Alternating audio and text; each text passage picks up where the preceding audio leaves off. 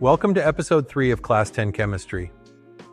In this video, we'll learn how to balance chemical equations, a super important part of understanding reactions. In every chemical reaction, the mass of the substances stays the same.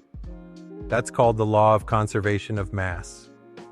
To follow this law, we must make sure the number of atoms is equal on both sides of the equation. Imagine you're making sandwiches. You have 2 slices of bread, but only 1 slice of cheese. That's not balanced. You'll have to adjust it. The same idea applies to chemical reactions. A balanced chemical equation has equal numbers of atoms of each element on both the left and right sides. We use numbers called coefficients to balance the equation. Let's take an example. Hydrogen gas reacts with oxygen gas to form water. The unbalanced equation is H2 plus O2 gives H2O, but wait, there are 2 oxygen atoms on the left and only 1 on the right. That's unbalanced. To fix this, we add coefficients. The balanced version is 2H2 plus O2, 2H2O. Now there are 4 hydrogen atoms and 2 oxygen atoms on both sides. That's balanced. Here's a textbook example. Magnesium burns in air to form magnesium oxide. The unbalanced equation is Mg plus O2, MgO. Let's balance it.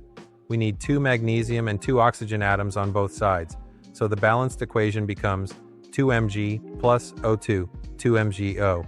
Here are 4 simple steps to balance any equation. Step 1. Write the unbalanced equation. Step 2. Count atoms of each element. Step 3. Add coefficients to balance. Step 4. Double-check everything. Let's try another one from your book. Iron reacts with water to form iron oxide and hydrogen. The unbalanced equation is Fe plus H2O, Fe3O4 plus H2.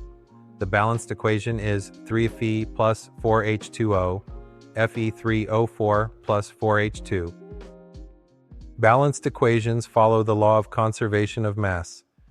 Use coefficients to balance atoms. Never change chemical formulas.